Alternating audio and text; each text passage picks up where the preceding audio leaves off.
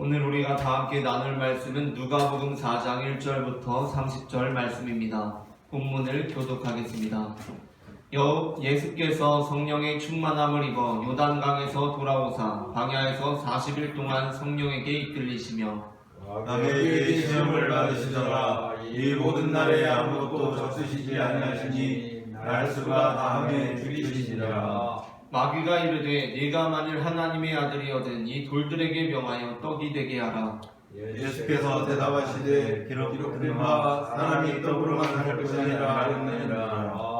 마귀가 또 예수를 이끌고 올라가서 순식간에 천하만국을 보이며 이르되 이 모든 권위와 그 영광을 내게 주리라. 이것은 내가 연결된 것이므로 내가 원하는 자에게 주노라. 그러므로 네가 만일 내게 절하면 다 네 것이 되리라. 예수께서 대답하여 이르시되 기록된 바 주도 하나님께 경배하고 다만 그를 섬기라 하였느니라. 또 이끌고 예루살렘으로 가서 성전 꼭대기에 세우고 이르되 네가 만일 하나님의 아들이거든 여기서 뛰어내리라. 기록되었으되 하나님이 너를 위하여 그 사자들을 명하사 너를 지키게 하시리라 하였고 또한 그들이 손으로 너를 받들어 네 발이 돌에 부딪히지 아니하리라 하셨느니라. 예수께서 대답하여 이르시되 주 너희 하나님을 시험하지 말라 하였느니라. 마귀가 모든 시험을 다한 후에 얼마 동안 떠나니라. 예수께서 성령의 능력으로 갈릴리에 돌아가시니 그 소문이 사방에 퍼졌고 친히 그 여러 회당에서 가르치심에 무사람에게 칭송을 받으시더라. 예수께서 그 자라나신 곳 나사렛에서 안식일에 늘 하시던 대로 회당에 들어가 성경을 읽으려고 서심해 선지자 이사야의 글을 들이거늘 책을 펴서 이렇게 기록된 데를 찾으시니 곧 주의 성령이 내게 임하셨으니 이는 가난한 자에게 복음을 전하게 하시려고 내게 귀를 부으시고 나를 보내사 포로된 자에게 자유를 눈먼 자에게 다시 고향을 전파하며 눌린 자를 자유롭게 하고 주의 은혜의 해를 전파하게 하려 하심이라 하였더라. 책을 덮어 그 맡은 자에게 주시고 앉으시니 회당에 있는 자들이 다 주목하여 보더라. 이에 예수께서 그들에게 말씀하시되 이 글이 오늘 너희 귀에 응하였느니라 하시니 그들이 다 그를 증언하고 그 입으로 나오는 바 은혜로운 말을 놀랍게 여기는데 이 사람이 요셉의 아들이 아니냐. 예수께서 그들에게 이르시되 너희가 반드시 의사야 너 자신을 고치라 하는 속담을 인용하여 내게 말하기를 우리가 들은 바 가버나움에서 행한 일을 네 고향 여기서도 행하라 하리라. 또 이르시되 내가 진실로 너희에게 이르노니 선지자가 고향에서는 환영을 받는 자가 없느니라.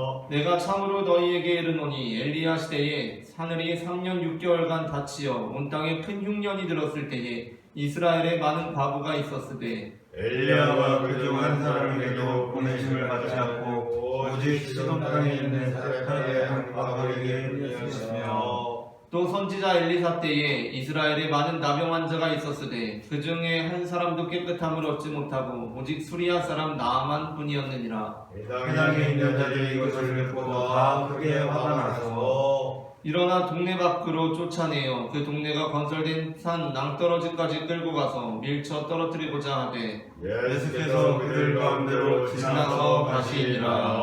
아멘. 이 시간 예배의 자리 가운데 나오신 모든 성도님들 환영하고 축복합니다. 오늘 우리는 앞서 읽은 누가복음 4장 1절부터 30절까지의 본문으로 고향 밖으로라는 제목의 말씀을 나누려고 합니다. 전해지는 말씀 가운데 하나님의 은혜가 함께 하시기를 바랍니다. 누가복음 4장 16절부터 30절은 예수님께서 고향 나사렛으로부터 배척받으신 내용을 기록하고 있습니다. 예수님께서 고향 나사렛으로부터 배척받으신 내용은 마태복음과 마가복음에는 예수님의 사역 초기에 나오지 않는데 누가복음에는 예수님께서 고향 나사렛으로부터 배척받으신 내용이 예수님의 사역 초기에 나오는 것이 특징입니다. 그래서 이 두 사건을 전혀 다른 사건으로 보기도 하지만 저는 이 두 사건이 하나라는 관점으로서 오늘 본문을 보려고 합니다. 뿐만 아니라 누가복음은 예수님께서 고향 나사렛에서 배척받으신 내용을 다른 복음서들보다 세밀하게 기록하면서도 그만의 고유한 신학적 색깔을 덧입혔습니다. 그 특징을 살펴보기 위해 먼저 마가복음을 보겠습니다. 6장 1절부터 6절을 교독하겠습니다. 예수께서 거기를 떠나사 고향으로 가시니 제자들도 따르니라. 안식일이 되어 회당에서 가르치시니 많은 사람이 듣고 놀라 이르되 이 사람이 어디서 이것을 얻었느냐.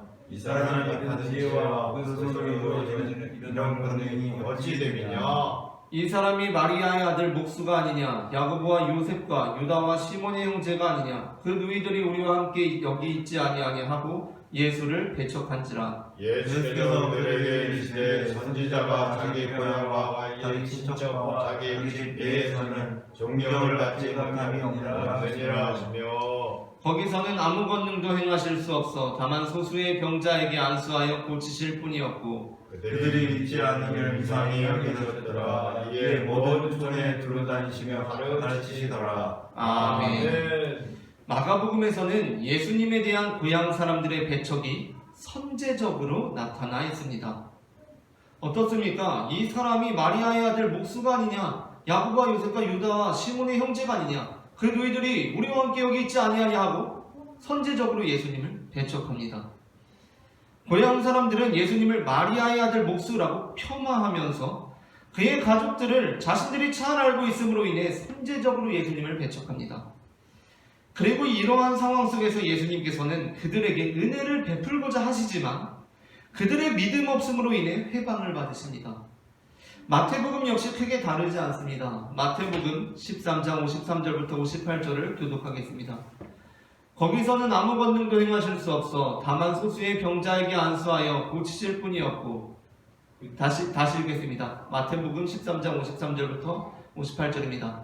예수께서 이 모든 비유를 마치신 후에 그곳을 떠나서 고향으로 돌아가서 그들의 회당에서 가르치시니 그들이 놀라 이르되 이 사람의 이 지혜와 이런 능력이 어디서 나느냐.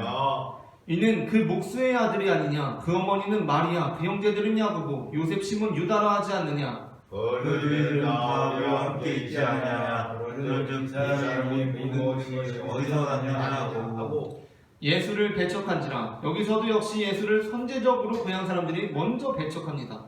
그래서 예수께서 그들에게 말씀하시되 선지자가 자기 고향과 자기 집에서는 존경을 받지 않음이 없느니라 하시고 그들이 믿지 않음으로 말미암아 거기서 많은 능력을 행하지 아니하시니라. 아멘. 마태복음과 마가복음에서는 모두 고향 사람들이 예수님을 먼저 선제적으로 폄하하고 배척합니다. 그런데 누가복음은 다릅니다. 누가복음에서 예수님에 대한 고향 사람들의 배척은 선제적이지 않습니다. 나사렛 사람들이 행한 일이 무엇입니까? 이들은 예수님의 말씀을 듣고 놀라워했습니다. 16절부터 22절을 다시 교독하겠습니다. 누가복음입니다. 예수께서 그 자라나신 곳 나사렛에 이르사 안식일에 늘 하시던 대로 회당에 들어가사 성경을 읽으려고 서심해 선지자 이사야의 글을 읽으려는 글을 써서 이렇게 기록된 데를 찾으시니 주의 성령이 내게 임하셨으니 이는 가난한 자에게 복음을 전하게 하시려고 내게 기름을 부으시고 나를 보내사 포로된 자에게 자유를 눈먼 자에게 다시 보게 함을 전파하며 눌린 자를 자유롭게 하고 주의 은혜를 구하게 하려 하시리라 하였더라. 책을 덮어 그 맡은 자에게 주시고 앉으시니 회당에 있는 자들이 다 주목하여 보더라. 이에 예수께서 그들에게 말씀하시되 이 그림을 너희에게 명하였느니라 하시니 함께 읽겠습니다. 그들이 다 그를 증언하고 그 입에서 나오는 바 은혜로운 말을 놀랍게 여겨 이 사람이 요셉의 아들이 아니냐. 아멘. 우리가 읽은 개역개정 성경의 경우에는 이미 이 누가복음의 본문을 마가복음과 마태복음의 렌즈를 통해서 읽음으로써 본문의 긍정적인 의미, 고향 사람들이 예수님에게 가지고 있던 긍정적인 반응이 퇴색된 애매한 번역을 해두었습니다. 그것은 22절에서 나사렛 사람들의 반응으로 기술된 에마르티론이라는 이 단어를 그냥 증언이라고 번역한 것입니다. 여기에서 22절에서 그들이 다 그를 증언하고 할 때 이것이 에마르티론이라는 단어인데 이 단어를 증언이라고 번역했습니다. 원어 에마르티론이라는 단어는 본래 긍정적인 증언과 부정적인 증언에 모두 쓰이는 말이기는 합니다. 우리말로 하자면 고백한다라고 했을 때 고백한다는 말은 우리가 사랑을 고백한다고 할 때도 고백한다고 하고 우리의 죄를 고백한다고 할 때도 고백한다고 하지 않습니까? 그런 것처럼 증언이라는 말은 당연히 긍정적으로도 부정적으로도 쓰일 수 있는 말입니다. 그래서 증언으로 번역했다고 해서 틀린 번역이라고 할 수는 없는 것이고 긍정적으로 쓰인 예와 부정적으로 쓰인 예가 모두 있습니다. 먼저 긍정적으로 쓰인 예로 사도행전 13장 13절부터 23절입니다. 본문을 교독하겠습니다. 증언이라는 것이 긍정적으로 쓰인 부분입니다. 바울과 및 동행하는 사람들이 바보에서 배 타고 밤빌리아에 있는 버가에 이르니 요한은 그들에게서 떠나 예루살렘으로 돌아가고 그들은 버가에서 더 나아가 비스디아 안독에 이르러 안식일에 회당에 들어가 앉으니라. 율법과 선지자의 글을 읽은 후에 회당장들이 사람을 보내어 물어 이르되 형제들아 만일 백성을 권할 말이 있거든 말하라 하니 바울이 일어나 선지자를 말하되 이스라엘 사람들과 및 하나님을 경외하는 자들아 들으라. 이 이스라엘 백성의 하나님이 우리 조상들을 택하시고 애굽 땅에서 나그네 된 그 백성을 높여 큰 권능으로 인도하여 내사 광야에서 약 40년간 그들의 소행을 참으시고 가나안 땅 7 족속을 멸하사 그 땅을 기업에게 주시기까지 약 450년간이라. 후에 선지자 사무엘 때까지 사사를 주셨더니 그 후에 그들이 왕을 구하거늘 하나님이 베냐민 지파 사람 기스의 아들 사울을 40년간 주셨다가 대하시고 다윗을 왕으로 세우시고 증언하여 이르시되 내가 이새의 아들 다윗을 만나니 내 마음에 맞는 사람이라 내 뜻을 다 이루리라 하시더니. 함께 읽겠습니다. 하나님이 약속하신 대로 이 사람의 손에서 이스라엘을 위하여 구주를 세우셨으니 곧 예수라. 아멘. 사도행전 13장 22절에도 누가복음 4장 22절에 나오는 증언과 같은 어원을 갖고 있는 단어가 기록되어 있습니다. 그래서 22절에서 두 번째 줄에 보시면 증언하여 이르되 라고 그렇게 번역되어 있습니다. 특별히 이 본문은 사도행전에서 바울이 안식일의 회당에 들어가서 율법과 선지자의 글을 읽은 후에 선포한 말씀이라는 점에서 누가복음 4장 16절부터 30절 본문과 매우 밀접한 관련을 맺고 있습니다.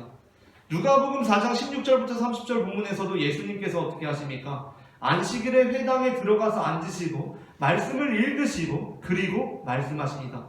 이런 것처럼 지금 누가복음과 사도행전은 본래 한 권의 책인데 그것이 분리되어서 그렇게 성경에 들어간 것인데 여기에서도 역시 사도 바울이 안식일의 회당에 들어가서 율법과 선지자를 읽고 말씀을 전하고 있습니다. 그런데 여기서 증언이라는 단어가 동일하게 나옵니다.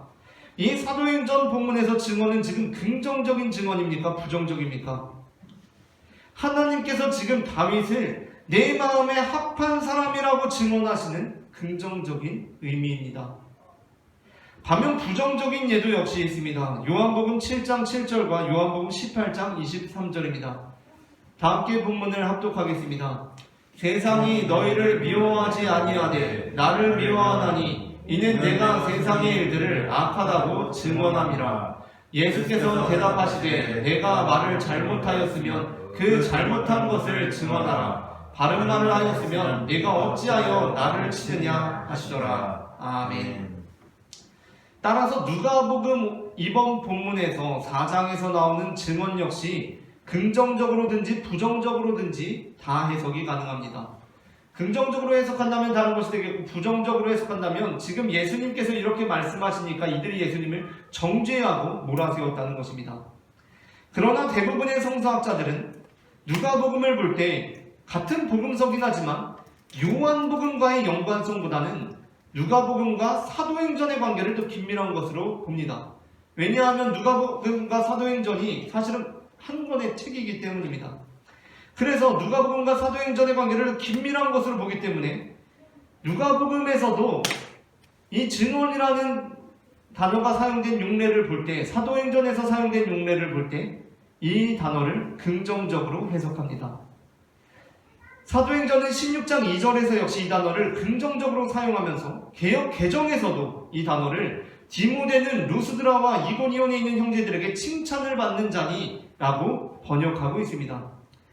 그래서 사실 누가복음 4장 22절에 대한 다른 번역본들도 대체로 긍정적인 의미로 예수님의 말씀에 감탄하였다거나 칭찬하였다는 단어들로 번역되고 있습니다. 그러니까 누가복음에서의 증언 역시 사도행전에서 하나님께서 다윗을 자신의 마음에 합한 사람이라고 감탄한 것처럼 지금 나사렛 사람들이 예수님의 은혜로운 말씀을 듣고 긍정적인 의미로 감탄하고 칭송하면서 놀라워했다는 것입니다.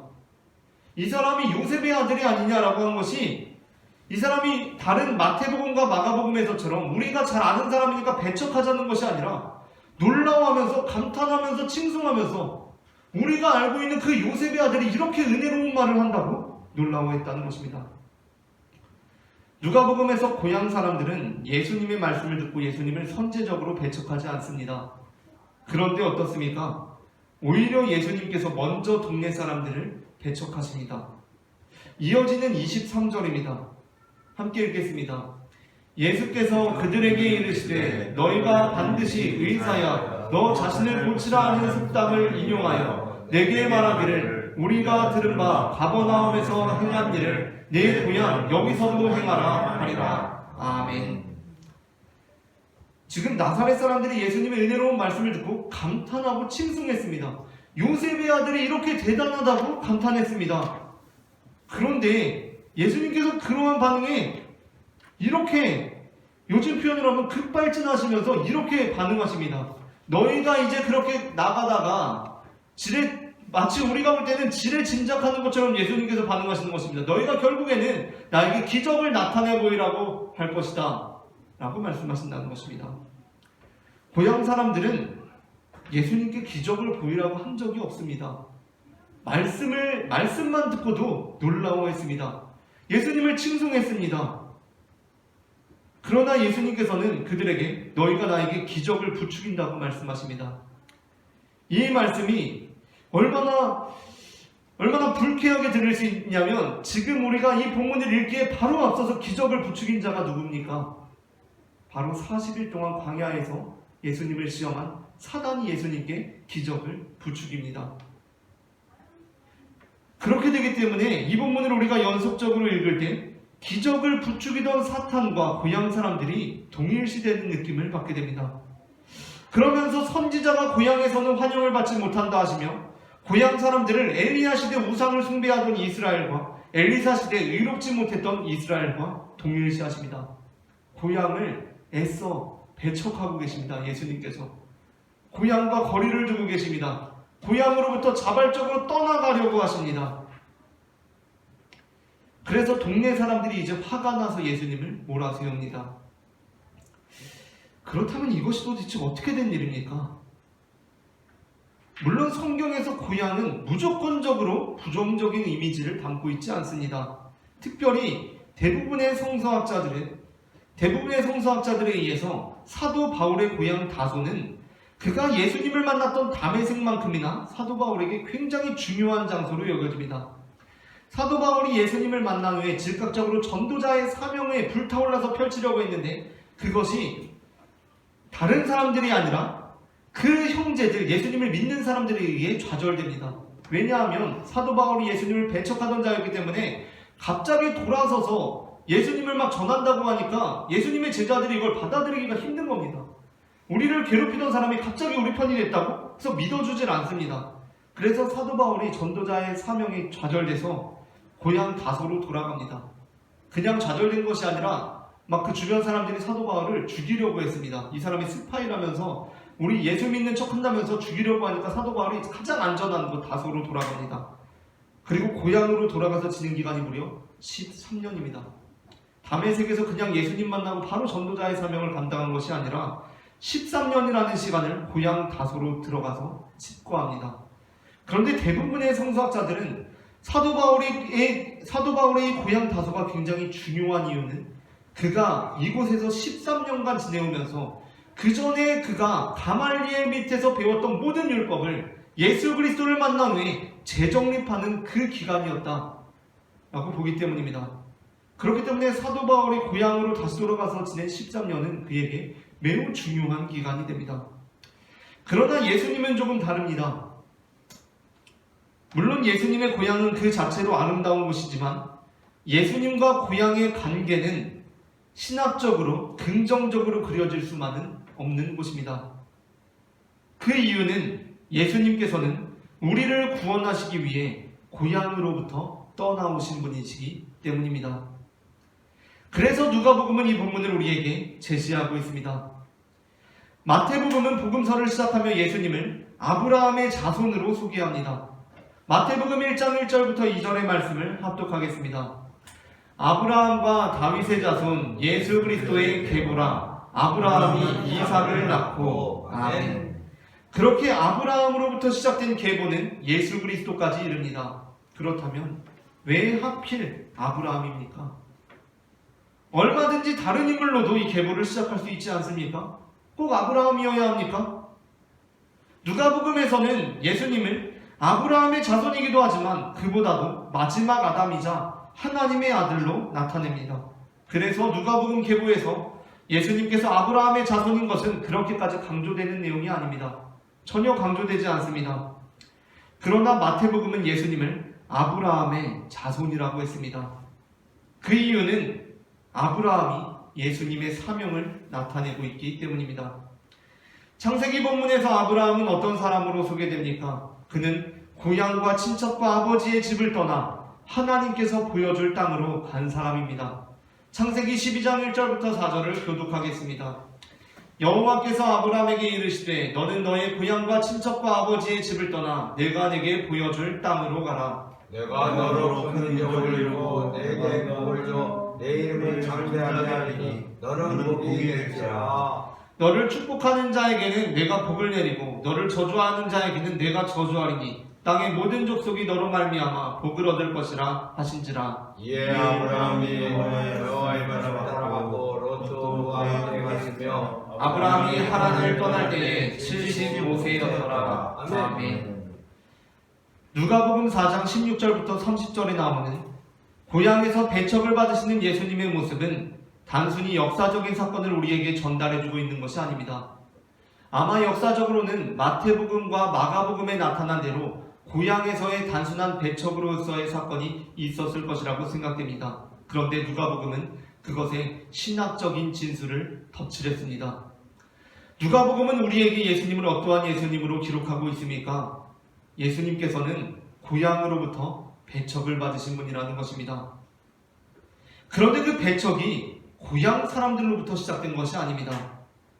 고향 사람들은 예수님의 가르침에 감탄했고 그분께 칭송을 올려드리고 있습니다. 그러나 예수님께서는 그냥 가만히 그 감탄을 받고만 계실 수는 없었습니다. 그냥 그 칭송에 만족하고 계실 수는 없었습니다. 왜 그렇습니까? 바로 이 땅 가운데 죽어가는 영혼들이 있었기 때문입니다. 하늘 보좌에서 칭송을 받으시고 감탄을 받으시지만 그렇게 감탄받고 칭송받고 계시지 않으셨다는 것입니다. 그래서 예수님께서는 고향을 떠나기로 하십니다. 그리고 거리를 두십니다. 고향과 결별할 준비를 하십니다. 그래서 그들의 감탄을 받지 않고 그들의 칭송을 받지 않고 이렇게 말씀하십니다. 누가복음 4장 25절부터 27절을 교독하겠습니다. 내가 참으로 너희에게 이르노니 엘리야 시대에 하늘이 3년 6개월간 닫히어 온 땅이 큰 흉년에 들었을 때에 이스라엘에 많은 과부가 있었으되 엘리야가 그중 한 사람에게도 보내심을 받지 않고 오직 시돈 땅에 있는 사렙다의 한 과부에게 뿐이었으며. 함께 읽겠습니다. 또 선지자 엘리사 때에 이스라엘에 많은 나병 환자가 있었으되 그 중에 한 사람도 깨끗함을 얻지 못하고 오직 수리아 사람 나아만 뿐이었느니라. 아멘. 이 말씀의 의미가 무엇입니까? 예수님께서는 지금 하늘 보좌에 계시지만 그 하늘 보좌의 감탄과 칭송에 만족하고 계신 것이 아니라 이 땅 가운데 고통당하고 있는 사렙다 과부를 바라보고 계신다는 것입니다. 예수님께서는 고향 밖에서 하늘이 아니라 땅에서 고통당하고 있는 나아만 장군을 보고 계신다는 것입니다. 예수님께서는 하늘에 있는 양 99마리보다 땅에 있는 양 1마리를 더 귀하게 여기셨다는 것입니다. 마태복음 18장 12절부터 14절을 합독하겠습니다. 너희 생각에는 어떠하냐? 만일 어떤 사람이 양 100마리가 있는데 그 중에 하나가 길을 잃었으면 그 99마리를 산에 두고 가서 길 잃은 양을 찾지 않겠느냐? 진실로 너희에게 이르노니 만일 찾으면 길을 잃지 아니한 99마리보다 이것을 더 기뻐하리라. 이와 같이 이 극히 작은 자 중에 잃는 것은 하늘에 계신 너희 아버지의 뜻이 아니니라. 아멘. 우리는 오늘 예배로 부름받으면서 한 말씀을 읽었습니다. 이사야의 말씀을 읽었습니다. 그곳에서 우리를 어떻게 고백하고 있습니까? 우리는 다 양 같아서 그릇 행하여 각기 제 길로 갔거늘 우리를 위하여 하나님께서 그 어린 양에게 우리의 죄를 담당시키셨도다 라고 고백하고 있습니다. 우리는 길 잃은 양이 되어 이 땅 가운데 헤매고 있습니다. 그런데 예수님께서는 선제적으로 자발적으로 고향으로부터의 칭송을 물리치시고 이 땅 가운데 오셨습니다.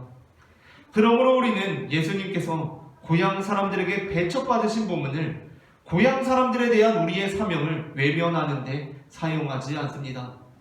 제가 파주에서 자라나서 파주에서 개척을 하니까 어떤 사람들이 야, 고향에서 쉽지 않을 텐데 예수님께서도 고향에서 배척받으셨는데 라고 이야기합니다. 그러나 그것은 우리가 말씀의 본문의 핵심을 파악하지 못하고 하는 말들입니다.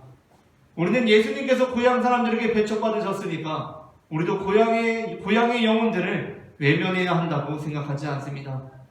예수님께서 고향 사람들에게 배척을 받으셨고 그로부터 떠나가셨다는 것은 예수님께서 진짜 역사적으로 나사렛 사람들을 외면하셨다는 것이 아닙니다. 이는 예수님께서 어떠한 분이신지를 우리에게 보여줍니다. 그분은 하늘의 칭송과 감탄을 선제적으로 물리치시고 친히 고향을 떠나 복음의 이방인이 된 우리에게 찾아오셨습니다. 오늘도 예수님께서는 하늘 보좌에서 예수님을 향한 감탄과 칭송이 울려 퍼질 때 그것에 만족하시는 것이 아니라 이 땅에 길 잃은 양들을 보십니다. 우리가 사순절을 지내는 동안 우리도 주님의 마음을 닮아 높은 보좌에서 낮은 곳으로 우리의 시선을 돌리는 믿음의 성도님들이 되시기를 바랍니다.